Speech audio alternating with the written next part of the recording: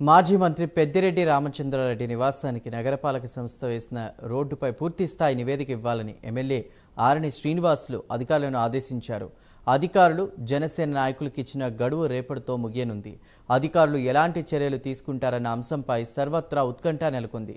దీనిపై పూర్తి వివరాలు మా ప్రతినిధి హరిబాబు అందిస్తారు. నగరపాలక సంస్థ పరిధిలో మంత్రి పెద్దిరెడ్డి రామచంద్రారెడ్డి నివాసం ఇప్పుడు వివాదాస్పదంగా మారింది. బుగ్గమఠానికి చెందిన స్థలాన్ని కొనుగోలు చేసి ఆయన సొంత ఇంటితో పాటు పశువులకు కావాల్సిన దానాకు పశువుల మేతకు సంబంధించి ఒక పెద్ద ఫామ్ని ఏర్పాటు చేయడం జరిగింది. దీనికి సంబంధించి ఇప్పుడు చిత్తూరు జిల్లా తిరుపతి వ్యాప్తంగా ఇది ఒక వివాదాస్పదంగా మారింది. ఇక్కడ ఉన్నటువంటి ఏదైతే రాయల చెరువు నుంచి ఎయిర్ బైపాస్ రోడ్డుకి వెళ్ళే మార్గం ఉందో ఆ మార్గంని కనెక్టివిటీ చేస్తూ నగరపాలక సంస్థకు చెందినటువంటి నిధులతోటి ఇక్కడ రోడ్డు నిర్మించడం జరిగింది. ఈ సిమెంట్ రోడ్డు నిర్మాణం ప్రజల సౌకర్యార్థం అని చెప్పని నగరపాలక సంస్థ అధికారులు తొలుత పేర్కొంటూ ఆ మేరకు రోడ్డు నిర్మించడం జరిగింది. అయితే ఈ రోడ్డుతో పాటు మంత్రి నివాసానికి వెళ్లేందుకు కూడా అనువుగా కూడా ఒక పెద్ద మార్గాన్ని సిమెంట్ రోడ్డుని అధికారులు నిర్మించిన పరిస్థితి అయితే కనిపిస్తుంది.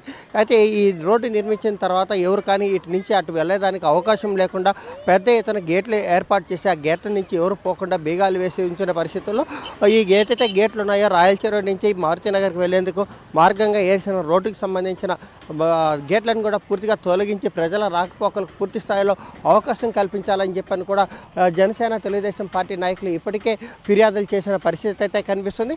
దీనికి సంబంధించి కూడా అధికారులు ఫిర్యాదు తీసుకున్నప్పటికీ స్పందన లేకపోవడంతో జనసేన నాయకులు 2 రోజుల క్రితం ఇక్కడికి వచ్చి కూర్చొని గేట్లను బద్దలు కొట్టి ప్రజల రాకపోకలకు అవకాశం కల్పిస్తామంటూ ఒక ప్రకటన అయితే చేసి డిమాండ్ చేసిన పరిస్థితి అయితే నెలకొంది. ఈ ఉద్రిక్త పరిస్థితుల్లో పోలీసులు కూడా దాదాపు 48 గంటల లోపల ఈ గేట్లను తొలగించాలని చెప్పి కూడా పోలీసులు కూడా మున్సిపల్ అధికారులు హామీ ఇచ్చిన పరిస్థితి కనిపించింది.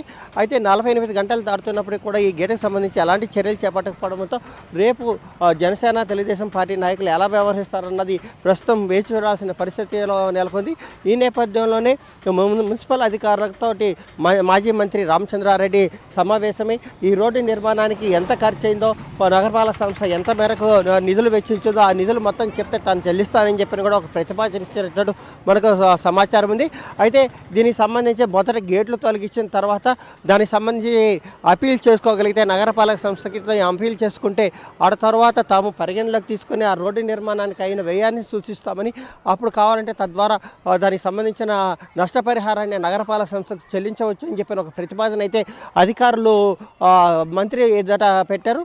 అయితే దీనికి సంబంధించి కూడా ఈరోజు నగరపాలక సంస్థ సమీక్షా సమావేశంలో కూడా తిరుపతి ఎమ్మెల్యే ఆరణి శ్రీనివాసులు అధికారులను అడిగి పూర్తి స్థాయి సమాచారం ఇవ్వాలని కూడా ఆదేశాలు జారీ చేశారు.